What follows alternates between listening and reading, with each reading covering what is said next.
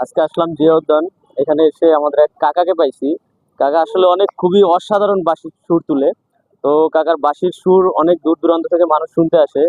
তো সেই জন্য আমরাও চলে আসলাম। চলুন আজকে সরাসরি কাকার সঙ্গে কথা বলে তার বাঁশির সুরটা উপভোগ করি। আসুন।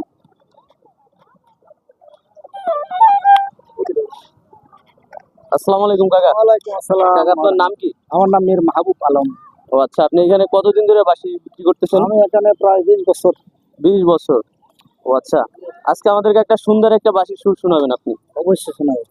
ঠিক আছে।